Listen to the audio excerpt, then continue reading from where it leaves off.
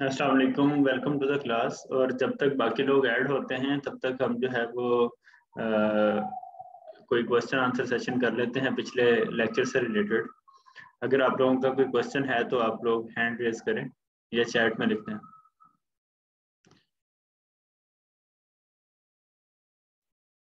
जी सुमैया, आप पूछें।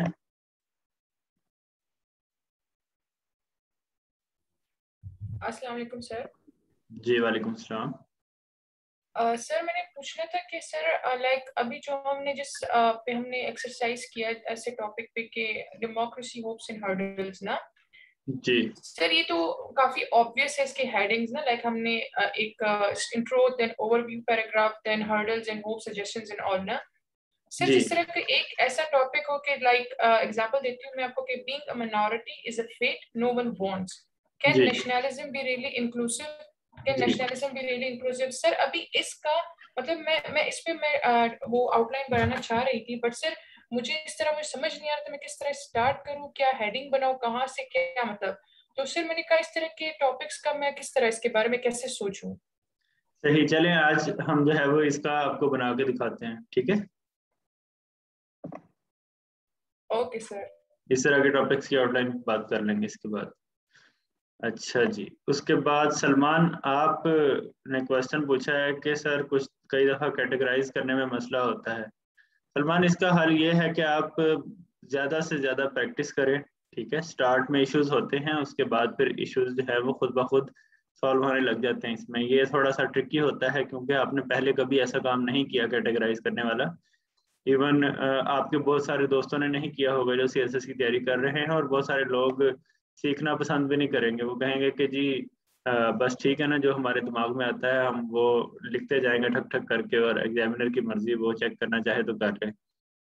लेकिन ये बहुत इंपॉर्टेंट चीज़ है और इसमें आपने ज़्यादा से ज़्यादा जो है वो कोशिश करनी है कि आप एफर्ट करें। हाँ, जहाँ इशू होगा, जहाँ गलत कैटेगराइजेशन होगी, उसकी मैं गलती निकाल दूंगा, ठीक है। जितनी आपकी गलतियां निकलेगी उतना आप सीखते जाएंगे, तो इस पे परेशान होने की ज़रूरत नहीं है। उसके अलावा किसी का क्वेश्चन है तो वो हैंड रेज करें।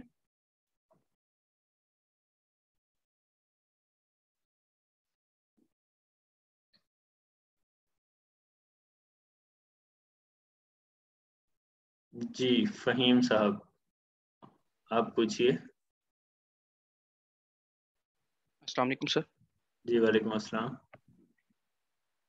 सर मेरा क्वेश्चन है सर, एक ऐसे अटेम्प्ट किया था जो आपने आउटलाइन के लिए कहा था, तो सर उसमें आउटलाइन बनाई थी।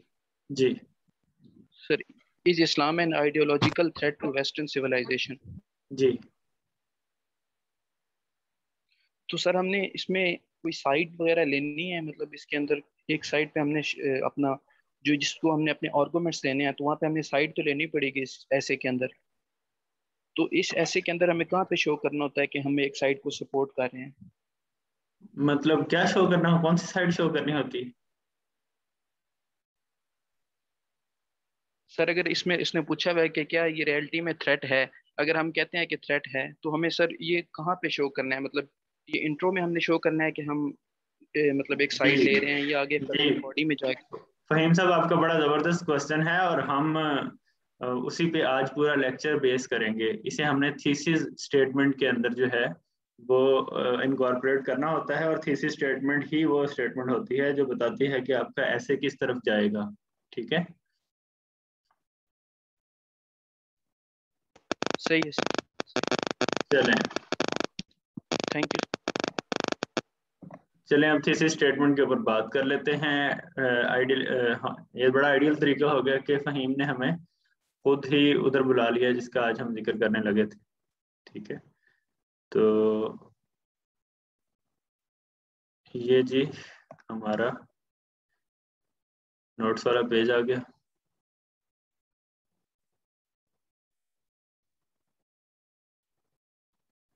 हम चले जाएंगे इसके एंड पे।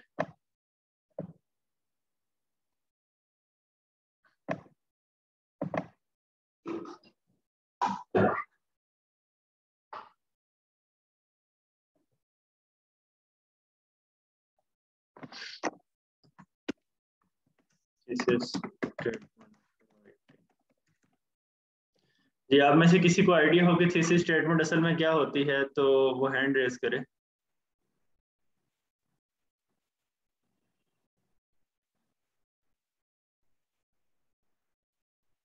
जी असद, क्या ख्याल है आपका? जी अस्सलाम वालेकुम सर। जी सर, इसके बारे में मेरा ये ओपिनियन है कि ये आपकी ओपिनियन है अबाउट द गिवन टॉपिक के भाई आप किस का स्टांस क्या है एग्जैक्टली कि भाई आया जो है जैसे democracy and illiteracy can't go together, तो भाई इस पे आपका स्टांस क्या है? अभी जा सकते हैं ये साथ या नहीं जा सकते? तो ये आपका एक थीसिस है। अच्छा, थैंक यू असद। लेकिन आप में से कोई बताना चाहेगा कि आप में से आज आपने आज कितनी थीसिस स्टेटमेंट बनाई हैं आज की डेट में? ये लेक्चर पढ़ने से पहले आज ही की डेट में यानी 21 अक्टूबर को आपने कितनी थीसिस स्टेटमेंट्स बनाई हैं? या किसी ने आज कोई थीसिस स्टेटमेंट बनाई है? अगर बनाई है तो आप हैंड रेज करें।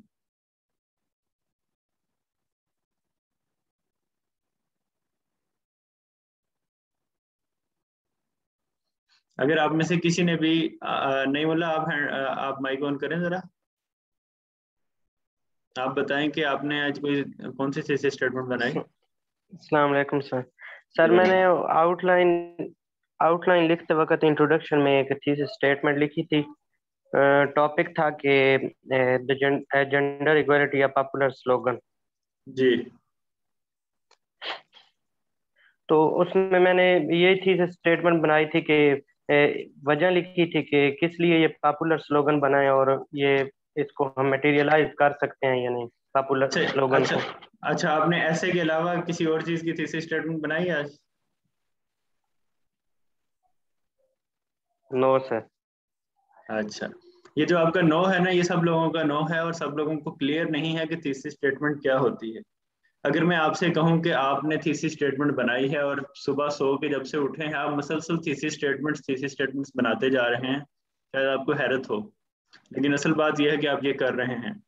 अपने आप को ऐसे के अंदर से निकाल के देखिए और ऐसे में पास फेल होने वाली बात को जरा साइड पे रख के देखिए और थीसिस स्टेटमेंट के बारे में जो आपने मुश्किल बातें सुनी हुई हैं उसको भी बाहर निकाल के देखिए।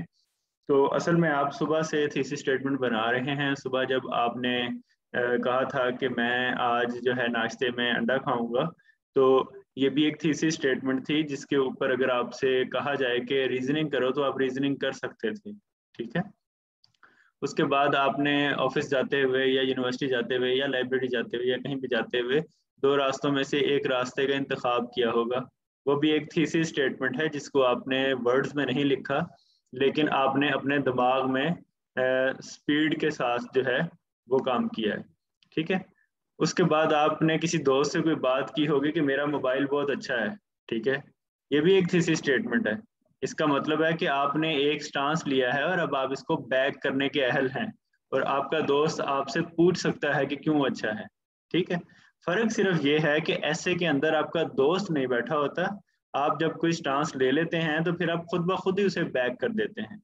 ठीक है, तो लिटरेचर को या राइटिंग को इसीलिए हायर फॉर्म ऑफ कम्युनिकेशन कहा जाता है, क्योंकि इसके अंदर आप एक कंप्लीट बात करते हो। आप डेली लाइफ की तरह ब्रोकन बातें नहीं करते और उसको इंतजार नहीं करते कि कोई दूसरा पूछेगा क्यों तो तभी आप उसका आंसर देंगे। ठीक है, आप डेली लाइफ में रीजनिंग करते हैं। ये हमारी, जब से हमने होश संभाला है, हमारी फितरत का हिस्सा है कि हम फैसले करते हैं। थीसिस स्टेटमेंट एक डिसीजन ही होता है। आपने उस टॉपिक के ऊपर अपना डिसीजन लेना होता है, अपना स्टांस लेना होता है और उसके मुताबिक आपने एक्ट करना होता है। लेकिन डेली लाइफ में क्योंकि बहुत सारी चीज़ें अंडरस्टूड होती हैं, बहुत सारी चीज़ें कह सकते हैं कि प्रॉम्प्ट डिपेंडेंट होती हैं। कोई दोस्त पूछेगा तो फिर हम रीज़न देंगे, अदरवाइज हम रीज़न नहीं देंगे क्योंकि हमारे माइंड को तो ऑलरेडी पता है। तो इसलिए जो है वो हम उसको थीसिस स्टेटमेंट की तरह एक जामे अंदाज में नहीं कहते। हम सिर्फ स्टांस लेकर चलते हैं और वेट कर लेते हैं, अगर कोई हमसे क्वेश्चन पूछेगा तो ही हम उसका आंसर देंगे। लेकिन जब आप दो चीज़ों के दरमियान फैसला करना चाह रहे होते हैं और काफ़ी कश्मकश में होते हैं कि मैं CSS करूं या जॉब ही करता रहूं या मैं ये वाला मोबाइल लूं या ना लूं, ठीक है, तो हम अच्छा खासा टाइम सोचने में लगाते हैं। तो अगर आप उस सोचने वाली चीज़ों का एनालिसिस करके देखें, उसका ब्रेक डाउन करके देखें कि ये क्या है, तो it will be a thesis statement and there will be resultantly an essay in the thoughts. ठीक है, कि फर्ज करें मैं ये कहता हूँ कि मैं ये रेडमी का मोबाइल लूँ या ना लूँ। ठीक है, जब मैंने लेना था तो मैंने इसकी स्टडी करनी थी कि लूँ या ना लूँ, तो मैं रीजनिंग करता था। मैं कहता था रेडमी की बैटरी बड़ी अच्छी होती है, इसका कैमरा भी अच्छा होता है, लेकिन ये कंपनी इतनी मशहूर नहीं है, सैमसंग और आईफोन जो है ये ज़्यादा मशहूर हैं। फिर मैं कहता था उनकी कॉस्ट बहुत ज़्यादा होती है, इसकी कॉस्ट नहीं होती। तो ये सारे आर्गूमेंट्स जो हैं ये एक तरह की ऐसे की आउटलाइन बन जाते हैं, और ऐसे का टाइटल होगा मैं मोबाइल ले रहा हूँ या नहीं ले रहा। बिल्कुल इसी तरह थोड़े से इल्मी टॉपिक के ऊपर अगर आप कहते हैं कि डेमोक्रेसी अच्छी है या डिक्टेटरशिप अच्छी है, ठीक है, इस्लाम आइडियोलॉजिकल थ्रेट है या नहीं है, नेशनलिज्म इंक्लूसिव होनी चाहिए या नहीं होनी चाहिए, तो ये सारी चीज़ें ऐसे हैं जिनके ऊपर आपसे एक्सपेक्ट किया जाता है कि आप अपनी राय दें, अपनी ओपिनियन दें। इसीलिए कहते हैं कि CSS ओपिनियन का इम्तहान है। तो आपने उसके ऊपर अपना एक स्टांस लेना होता है, उसके बाद उसको डिफरेंट आर्गुमेंट्स के साथ बैक करना होता है कि क्योंकि ऐसा है इसलिए मैं ये कर रहा हूँ, क्योंकि ऐसा है इसलिए मैं ये कर रहा हूँ, क्योंकि ऐसा है इसलिए मैं ये कर रहा हूँ। तो इस तरीके के साथ आप जो है वो एक थीसिस स्टेटमेंट बनाते जाते हैं। ठीक है, तो अब अगर मैं दोबारा से आपसे पूछूं कि आपने सुबह से अब तक थीसिस स्टेटमेंट बनाई है या नहीं, तो शायद सब लोग हैंड रेज करेंगे। ठीक है, तो जब मैं क्लास का लेक्चर अनाउंस नहीं कर रहा था कि आज लेक्चर होगा या नहीं होगा, तो आप लोगों ने बड़ा वर्कआउट किया होगा। ग्रुप में भी रीजनिंग दी हुई थी कि TLP का जलसा है या इंटरनेट का इशू है या फिर लाइट गई होगी, ये सर शायद भूल ही गए हैं, या सर जो हैं वो बिजी हैं, जो भी है। तो ये सारी चीज़ें जो हैं ये शायद में कर रहे थे, लेकिन जब आप अपनी तरफ से करते हैं तो तब आप उसकी प्रॉपर रीजनिंग देते हैं कि मैंने इसलिए ऐसा किया। ठीक है, तो ये थी स्टेटमेंट है। अब के बाद आपने जो है वो इस चीज़ को नहीं भूलना, और अगर आपका ये ख्याल है कि ऐसे में एक थीसिस स्टेटमेंट होती है तो मेजर तो एक ही होती है, लेकिन हमारा हर पैराग्राफ जो है वो एक नई थीसिस स्टेटमेंट से स्टार्ट होगा और एंड होगा, और उसके अंदर रीजनिंग होगी। पैराग्राफ कैसे लिखना है उसके लिए हम 1-2 दिन वेट कर लेते हैं, पहले हम इंट्रोडक्शन लिखना सीख लेते हैं, ताकि आपको आइडिया हो जाए कि आपने जो है किस तरीके से जो है ये इंट्रोडक्शन लिखना है और एक सीक्वेंस से चीज़ चलती रहे। ठीक है, अच्छा जी, ये बात होगी कि थीसिस स्टेटमेंट क्या है, क्यों इंपॉर्टेंट है। होपफुली अब के बाद आप थीसिस स्टेटमेंट से नहीं डरेंगे, और जो भी आप टॉपिक के बारे में राय रखते होंगे समझेंगे कि ये मेरी थीसिस है।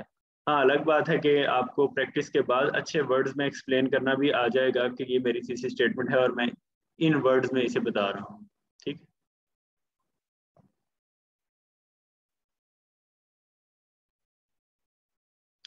अच्छा, थीसिस स्टेटमेंट जो है वो आपके इंट्रोडक्शन के 4 पार्ट्स में से एक पार्ट होता है। ठीक है, इंट्रोडक्शन के अंदर लिखते हैं, स्टार्ट में ही बता देते हैं एग्जामिनर को कि मेरा ये पॉइंट ऑफ व्यू है। तो इंट्रोडक्शन राइटिंग पे भी हम बाद में आएंगे, लेकिन पहले हम ये स्टेटमेंट बनाना सीख लें क्योंकि ये हमने आउटलाइन का भी हिस्सा रखा हुआ था। ठीक है, तो इस स्टेटमेंट के अंदर 3 हिस्से होते हैं जनरली, लेकिन 2 भी हो सकते हैं, 1 भी हो सकता है, लेकिन जनरली 3 हिस्से होते हैं। एक होता है आपका प्रीमिसेस,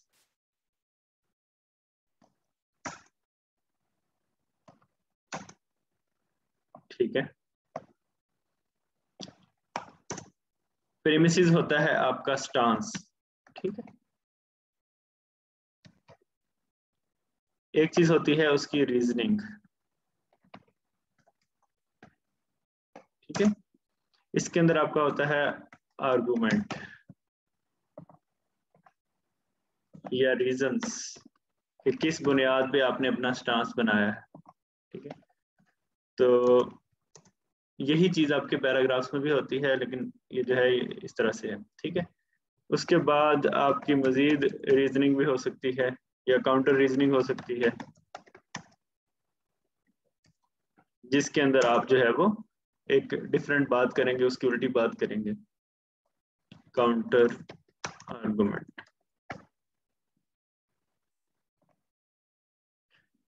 अच्छा जी,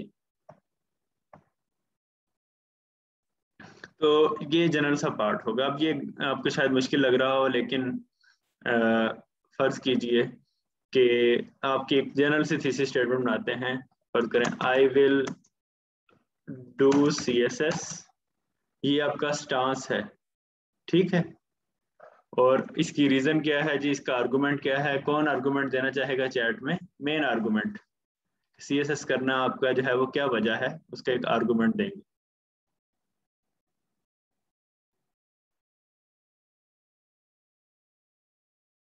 चैट में लिखिए कि क्या वजह है आप CSS करेंगे।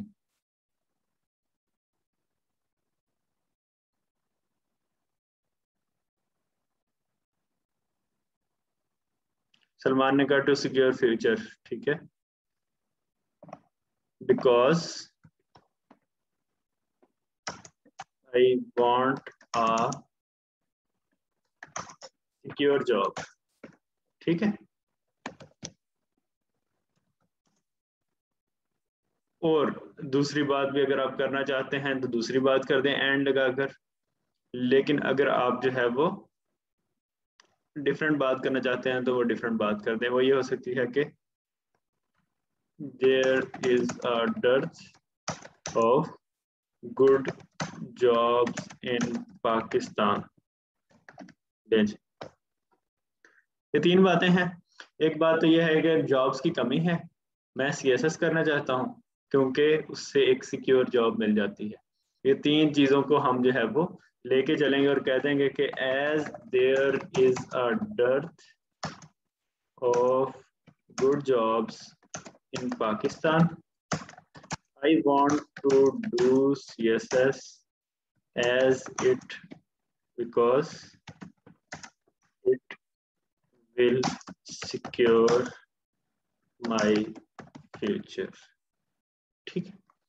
तो ये एक थीसिस स्टेटमेंट है छोटी सी, जिसका ऐसे का टाइटल होगा कि मैं CSS क्यों करना चाहता हूँ, ठीक है।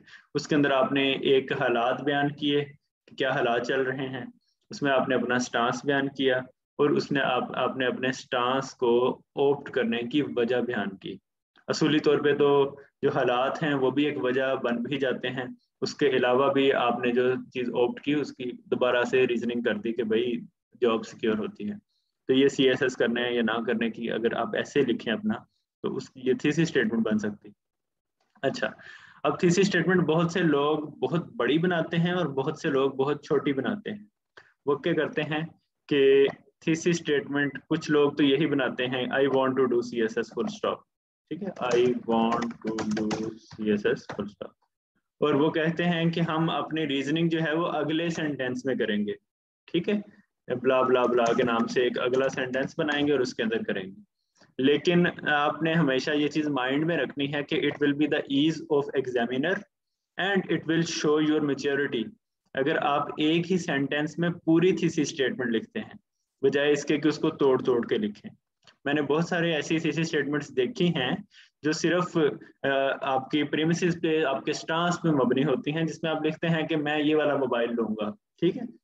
डेमोक्रेसी जो है वो, उसके लिए बड़ी हाई होप्स है पाकिस्तान में, ग्लोबलाइजेशन जो है वो बहुत अच्छी चीज है, बस इतनी सी चीज करके कहते हैं ये थीसिस स्टेटमेंट है, इसके आर्गुमेंट्स पढ़ने हैं तो आगे चले, ठीक है।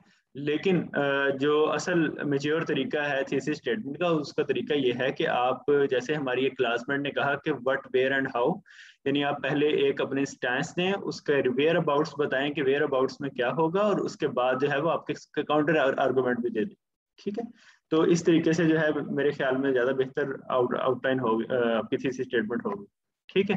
तो अब जो है वो आप चैट के अंदर ऐसे लिखें जिसकी आप थीसिस स्टेटमेंट बनाना चाहते हैं। तो जो पहला या दूसरा ऐसे लिखेगा उसकी थीसिस स्टेटमेंट में बनाऊंगा, उसके बाद फिर मैं दोबारा चैट से देखूंगा और आपकी हेल्प करता जाऊंगा थीसिस स्टेटमेंट बनाने में।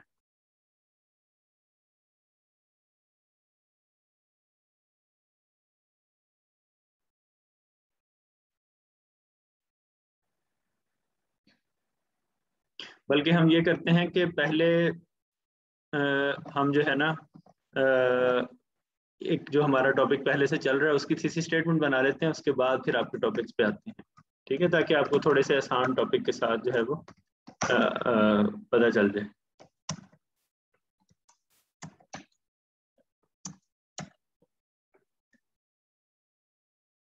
इसकी थीसिस स्टेटमेंट हम बनाते हैं, ठीक है।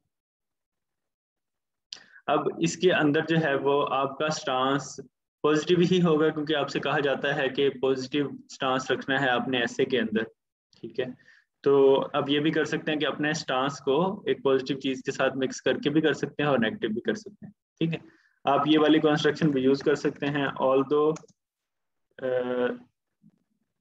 this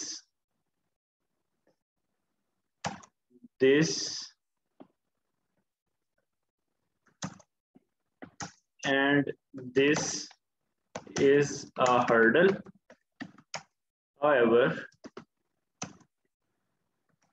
this and this show that democracy in Pakistan will prevail. ठीक है, यानी आपने अपना स्टांस था कि democracy in Pakistan will prevail, ये स्टांस था, तो आपने उसके आर्गुमेंट को उसके साथ मिला लिया कि ये वाली होप्स बता रही हैं कि पाकिस्तान के अंदर डेमोक्रेसी प्रिवेल करेगी, और हालांकि ये वाले हर्डल्स हैं। ठीक है, एग्जामिनर को एक पूरी पिक्चर पता चल जाएगी कि भाई इसने होप्स एंड हर्डल्स दोनों को एड्रेस किया है, इसने अपना स्टांस दिया है और इसने दोनों की बात करने के बाद शो किया है। तो पूरा ऐसे इस तरह से जाएगा कि पहले ये हर्डल बता देगा, फिर बताएगा कि क्यों होप्स जो है वो हर्डल से ज्यादा ब्राइट हैं, चुनाचे जो है वो डेमोक्रेसी का फ्यूचर अच्छा देख रहा है एग्जामिनर, सॉरी आपका जो स्टूडेंट है। तो इसको दोबारा से इसको एक जनरल आपने पैटर्न देख लिया कि although this but this show that democracy in Pakistan has bright future. इसको हम दूसरे वर्ड में ही ऐसे ही लिख सकते हैं कि although there is a lack of political education या democratic education,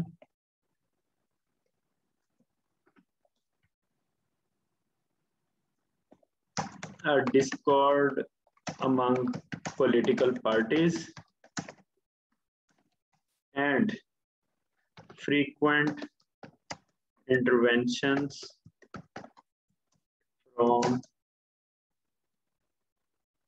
state institutions, but the 18th Amendment, successive transition of governments for 3 times, and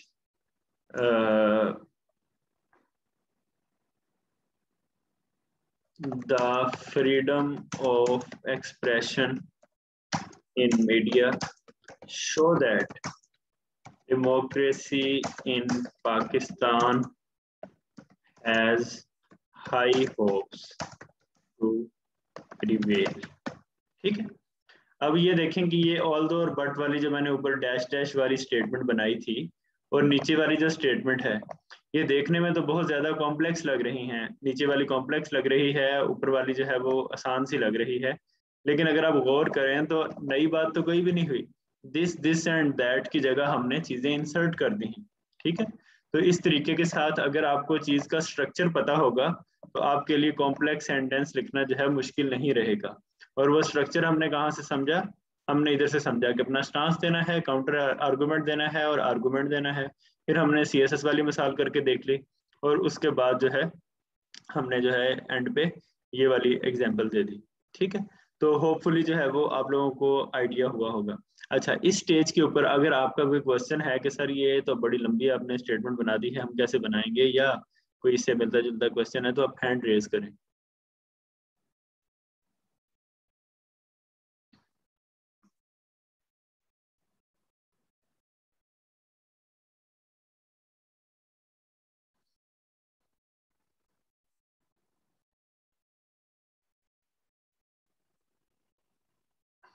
किसी का कोई क्वेश्चन नहीं? चलें फिर आगे चलते हैं। तो आपने देखा होगा कि इसमें ये जो 3 पॉइंट मैंने ऐड किए हैं, ये मैंने 3 मेजर पॉइंट उठाए हैं। ठीक है, तो इन पॉइंट्स को जो है वो हम फिर येलो कर देते हैं ताकि आपको नजर आ जाए, और ये वाले 3। ठीक है, तो ये पॉइंट कहाँ से आए, ये जब हमने आउटलाइन पे वर्कआउट किया, ब्रेनस्टॉर्मिंग की, तो हमें ये पॉइंट्स मिले थे और वो पॉइंट्स हमने इधर इंसर्ट कर दिए हैं। इसमें छोटे पॉइंट्स इंसर्ट नहीं करने, बड़े करने हैं। आप ये भी कह सकते हैं कि because different social, political and economic reasons including this and that are there in Pakistan. So there are hurdles, but these and these hopes are helping democracy to take its roots. ठीक है, तो different तरीके से आप कर सकते हैं. फायजा इकबाल ने कहा है कि एक ही सेंटेंस में होना चाहिए. तो फायजा आप जो है अभी मैंने कुछ बताया था, अगर कोई और बैचमेट आपका जो है यहाँ रिप्लाई करना चाहे तो ज़्यादा बेहतर होगा. ठीक है, क्योंकि मैंने स्टार्ट में ही बताया था कि बाज़ लोग 2 सेंटेंसेस बनाते हैं और क्या करना चाहिए. तो अगर कोई और आपको रिप्लाई दे सके इस चैट बॉक्स में तो आई विल बी हैप्पी. अच्छा, असद सईद कह रहे हैं कि सर सेंटेंस ज़रा लॉन्ग हो गया है. बिल्कुल सेंटेंस लॉन्ग हो गया है. स्टार्ट में मैं आपसे एक्सपेक्ट नहीं करूंगा कि आप कोई लॉन्ग सेंटेंस लिखें. ठीक है, और जो है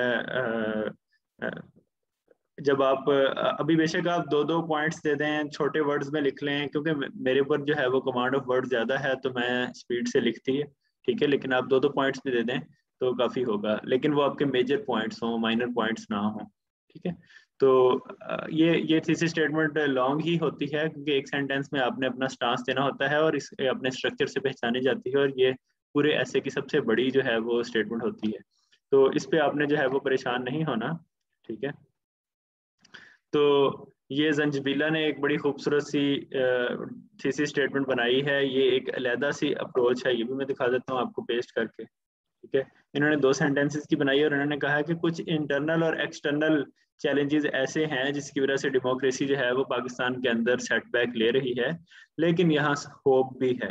ठीक है, इतना भी ठीक है. आप ना होप्स को बयान करें, आप ना हर्डल्स को बयान करें, जनरल बातों के अंदर करते हैं कि सोशल पॉलिटिकल और इकोनॉमिक रीजंस की वजह से बहुत सारी हर्डल्स हैं, लेकिन डेमोक्रेसी का फिर भी ब्राइट फ्यूचर है. ठीक है, तो वो एग्जामिनर फिर भी ओके होगा, लेकिन अगर थोड़ी सी एक्सप्रेसिव होगी तो उसके अंदर आप रीजंस भी डाल देंगे. ठीक है, तो ये दोनों ही स्टेटमेंट्स ठीक हैं और दोनों ही एग्जामिनर को पसंद आएंगी. मेरे वाली तो क्योंकि मैंने लिखी है तो मैं कहूँगा बहुत पसंद आएगी, लेकिन ये सच बात ये है कि जंजबीला की भी जो है ये भी कम नहीं है, और ये ऐसे भी आप लिख सकते हैं. ठीक है जी, सलमान पूछ रहे हैं कि स्टांस क्या होता है और प्रेमिसेस क्या होता है, ये क्लैरिफाई कर दें. ठीक है, सलमान ऐसा है कि स्टांस वो है जो आपका फैसला होता है. आपका फैसला ये हो सकता है कि डेमोक्रेसी का ब्राइट फ्यूचर है या नहीं है. आपका ये फैसला हो सकता है कि मैं मोबाइल लूंगा या नहीं लूंगा. तो ये आपका स्टांस होता है जिस पे आपने बहस करनी है. ठीक है, अगर आपसे पूछा जाए कि ग्लोबलाइजेशन का ज्यादा फायदा हो रहा है या ज्यादा नुकसान हो रहा है, तो अगर आपको लगता है कि ज्यादा नुकसान हो रहा है तो ये आपका स्टांस होगा. अगर लगता है कि ज्यादा फायदा हो रहा है तो ये आपका स्टांस होगा. ठीक है, इसी को हम प्रेमिसेस कहते हैं. प्रेमिसेस कहते हैं बुनियादी बात जिसका स्टार्ट लिया जा सकता है, वो वाले प्रेमिसेस होते हैं. ठीक है, और जो आपका आर्गुमेंट्स होते हैं वो आपका जो फैसला किया होता है उसे सपोर्ट करने के लिए या उसके अगेंस्ट रेज किए जाते हैं कि नहीं ऐसा तो नहीं है. ठीक है, तो ये चीज होती है. मेरे स्टेटमेंट के अंदर जो मेरा स्टांस है वो ये वाला पार्ट है कि democracy has high hopes to prevail, जो मैंने एंड पे लिखा है. ठीक है, और मेरे जो आर्गुमेंट इसके सपोर्ट में है वो 18th अमेंडमेंट है, सक्सेसिव गवर्नमेंट है, और इसके अलावा फ्रीडम ऑफ एक्सप्रेशन है. और जो काउंटर आर्गुमेंट्स हैं वो ऑल्दो के साथ स्टार्ट किए हैं. अगरचे ये हो रहा है, ये काउंटर आर्गुमेंट हो गया, लेकिन ये रीजंस हैं, ये आर्गुमेंट हो गया कि पाकिस्तान डेमोक्रेसी पाकिस्तान के अंदर जो है वो प्रिवेल करेगी. ये मेरा स्टांस हो गया जिसे मैंने एंड पे लिखा है. ठीक है, तो इसी तरह फैजान तारिक ने एक स्टेटमेंट लिखी है कि despite of having despotism in past due to which democracy affected a lot, democracy suffered a lot लिखा जा सकता है, but still democracy is striving year by year towards betterment. जी, ये भी अच्छा है. ठीक है, तो इस तरीके से आप कर सकते हैं. अभी फातिमा का एक क्वेश्चन था कि आउटलाइन में से थीसिस स्टेटमेंट बनानी है. बिल्कुल फातिमा, हम एक लॉजिकल टेंडेंसी में जा रहे हैं जिसके अंदर सबसे पहले हमने अपना टॉपिक सिलेक्ट करके कुछ ब्रेनस्टॉर्मिंग की. उसी ब्रेनस्टॉर्मिंग को यूज करके हमने अपने आइडियाज को कैटेगराइज किया. उसी कैटेगराइजेशन को यूज करके हमने अपनी आउटलाइन बनाई. उसी आउटलाइन को यूज करके हम अपनी थीसिस स्टेटमेंट बना रहे हैं. फिर उसी थीसिस स्टेटमेंट को फैलाते जाएंगे तो हमारा ऐसे बनता जाएगा. तो ये अगरचे जैसे मैंने कहा था ना कि ऐसे राइटिंग के अंदर आपसे ये चेक किया जाता है कि अगर आपको एक स्टेटमेंट दे दी जाए तो आप उसे फैलाकर कितना बड़ा कर सकते हैं. तो बिल्कुल इसी तरीके के साथ हमने इसी प्रोसेस के जरिए उसे फैलाया है और उसके बाद जो है वो उसे बड़ा किया है. ठीक है, तो ये जो है ये आप बिल्कुल इसी तरीके से जो आपके आउटलाइन वाले पॉइंट्स है उसके अंदर करें। अच्छा, आपके आउटलाइन वाले पॉइंट्स, आपकी थीसिस स्टेटमेंट के मेन पॉइंट्स और आपके एसे के आर्गुमेंटेशंस जो हैं ये तीनों मैच करती होंगी। ये नहीं होगा कि आपने आउटलाइन में कोई और बातें लिखी हुई हैं, थीसिस स्टेटमेंट के अंदर जाके आप अपने बात ही बदल लेते हैं और पैराग्राफ्स के अंदर आप एक तीसरी बात करने लग जाते हैं। नहीं, आपका जो मेन स्टांस होगा वो आपके आउटलाइन से भी झलकेगा, वो आपके इंट्रोडक्शन से भी झलकेगा, थीसिस स्टेटमेंट से भी, और आपके एसे के अंदर भी बार बार झलक रहा होगा। ठीक है, तो ये कैसे पॉसिबल है? ये तब भी पॉसिबल है जब आप अपने माइंड को आउटलाइन बनाने के बाद क्लोज कर लें और ऑफ कर लें और कहें कि बस अब यही सब कुछ है, मैंने इसी पे बात करनी है। अब मेरे दिमाग में जो कुछ आएगा उसके ऊपर मैं सोचूंगा जरूर कि मैं कहाँ लिखूं, लेकिन इसको ऐसे ही नहीं लिख दूंगा ब्लाइंडली कि मुझे जो है वो समझना आए, कि एग्जामिनर को भी समझना आए कि इसने दोबारा से किस थॉट का जिक्र कर दिया। ठीक है, तो होपफुली आप सब लोगों को जो है ये चीज क्लियर हो गई होगी। अच्छा जी, कुछ ऐसे एसेज होते हैं जिसके अंदर आपका स्टांस बहुत ज्यादा मजबूत नहीं होता। ठीक है, मिसाल के तौर पे आपसे पूछा जाता है कि ग्लोबलाइजेशन के प्रोज एंड कॉन्स लिखें, कि उसके फायदे भी लिखें और नुकसान भी लिखें। अमूमी तौर पे बहुत कम एसेज ऐसे होते हैं जिसके अंदर आपसे आपका स्टांस नहीं मांगा जा रहा होता, या दो चीजों पे ऊपर इकट्ठी बात की गई होती है, तो उसके अंदर आप स्टांस नहीं लिखते, आप ये लिखते हैं कि ग्लोबलाइजेशन के ये फायदे थे और ये नुकसान है, थीसिस स्टेटमेंट के अंदर लिख दिया, उसके बाद आपने आगे चलानी शुरू कर दी बात। ठीक है, बाज़ औक़ात आपसे सजेशंस भी मांगी जाती हैं, आपसे कहा जाता है कि पाकिस्तान के अंदर टूरिज्म की चैलेंजेस क्या हैं और उसके प्रोस्पेक्ट्स क्या हैं। तो प्रोस्पेक्ट्स उसका एक तरह से फ्यूचर है जिसको आप सजेशंस के साथ भी बैक कर सकते हैं।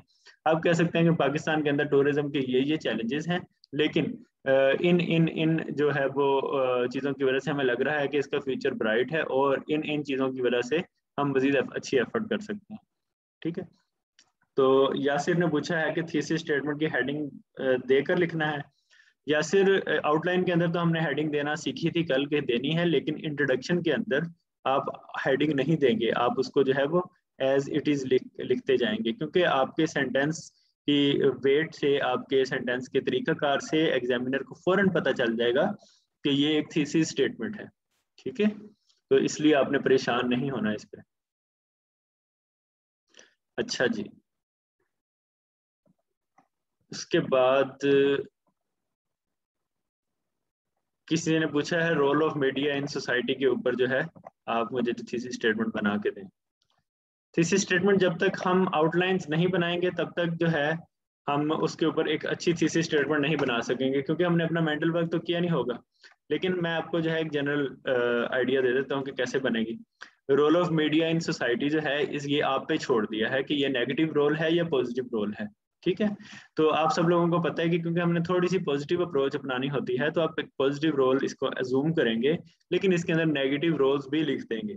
ठीक है, तो आप इसको भी ऑल्दो से स्टार्ट कर सकते हैं। Although this and this show that media is not acting responsibility, but in the grand scheme of things, this and this factor convinces that the media has a strong positive role in the society। ठीक है, अब ये जो this वाली चीजें हैं ये हम तब लिखेंगे, इसके अंदर तब इंसर्ट करेंगे जब हमारी जो है वो आउटलाइन बन जाएगी और हमें पॉइंट्स मिल जाएंगे, और फिर हम अपने जो है उन पॉइंट्स को इसके अंदर इंसर्ट करते जाएंगे। ठीक है, अब थोड़ा सा इससे मुश्किल टॉपिक देख लेते हैं, मीनिंग पर्पसिव एजुकेशन। ठीक है, meaning purposive education. Meaning purposive education का ये मतलब होता है कि ऐसी तालीम जिसका कोई मानी भी हो, जिसका कोई गोल भी हो। ऐसा ना हो कि सिर्फ आपको रट्टू तोते की तरह A for apple B for banana जो है वो बता दिया जाए। ठीक है, तो बल्कि आपने जो है वो इसको ज़्यादा बेहतर तरीके से, ज़्यादा अच्छे तरीके से तालीम देनी है। ठीक है, तो मीनिंग पर्पसिव एजुकेशन पे ऐसे लिखने का मतलब ये है कि वो आपके ऊपर छोड़ रहा है कि आप कौन कौन से डायमेंशन टच कर सकते हैं। एक डायमेंशन तो आप ये टच कर सकते हैं कि मीनिंग पर्पसिव एजुकेशन है कौन सी, ये आती कहाँ से है, और इसकी वजह से सोसाइटी को क्या क्या फ़ायदा हो सकता है। ठीक है, हमने खुद अजूम करना है, ये आप सबके ऊपर खुद इतने ये मुश्किल टॉपिक्स हैं, इसलिए मैं ये आपको अर्ज करता हूँ कि ये आप बाद में कीजिए या एंड पे कीजिए, लेकिन क्योंकि इसके अंदर आपको जो है वो खुद चीज़ें अजूम करनी पड़ती हैं, टॉपिक की डायरेक्शन खुद बनानी पड़ती है कि मैं किस तरफ इसको लेके चलूँ, और इसको लेके चलने के 62,400 वेज हो सकते हैं। ठीक है, लेकिन आपने जो है वो जो आपकी अपनी एजुकेशन है और जो आपकी तैयारी है उसके मुताबिक आपने इसे कंस्ट्रक्ट करना है। इसको इस तरीके से भी किया जा सकता है कि what is meaning purposive education, और बस। ठीक है, इधर आप जो है वो इस पे पूरा ऐसे लिखते हैं अगर आपकी कैपेबिलिटी है। आप ये भी कर सकते हैं कि what is this and how to bring meaning purposive education. इसके अंदर आप ये भी लिख सकते हैं कि ये क्या है, ये पाकिस्तान में कैसी है, how it is practised in the world. ठीक है, दुनिया में मीनिंग पर्पसिव एजुकेशन दी जाती है या नहीं दी जा सकती। ठीक है, इसके अंदर आप ये भी कर सकते हैं कि what is this and which country और system gives a meaning purposive education। ठीक है, तो ये जो मुश्किल टॉपिक्स होते हैं ये इसलिए मुश्किल होते हैं कि इसके अंदर बहुत कुछ आप तक ओपन होता है, आपने अपनी मर्जी से सोचना होता है कि जो है किस तरीके से किस तरफ को मैंने लेके जाना है, इसलिए इनको कहा जाता है कि ये मुश्किल है। अब इसके ऊपर अगर मैं थीसिस स्टेटमेंट लिखूंगा तो मैं ये लिखूंगा कि meaning purposive education aims to bring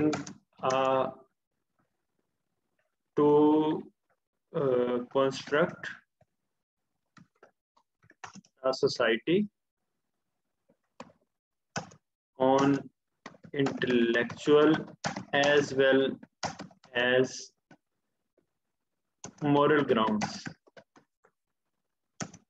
because the one without the other is not sufficient for human progress। ठीक है, होलिस्टिक ह्यूमन प्रोग्रेस कर देंगे। ठीक है, तो मैंने इस तरह से इसको कंस्ट्रक्ट किया कि मीनिंग पर्पसिव एजुकेशन जो होती है वो ऐसी होती है जिसके अंदर आपके इंटेलेक्चुअल और मॉरल ग्रोथ इकट्ठी हो, यानी आप साइंसेस और एथिक्स को इकट्ठा पढ़ें। ये ना हो कि आप एटम बम बना लें साइंसेस पढ़ के और आपके मॉरल्स कोई ना हो। ठीक है, या आप सिर्फ जो है वो मॉरल्स पे बात कर दें कि हमेशा सच बोलना चाहिए, ये होना चाहिए, वो होना चाहिए, लेकिन साइंसेस ना पढ़ें। तो मेरे ख्याल में वो एजुकेशन जिसके अंदर दोनों चीज़ें हों वो एक मीनिंग पर्पसिव एजुकेशन होती है, और इसलिए क्योंकि दोनों एक दूसरे के बगैर कंप्लीट नहीं है।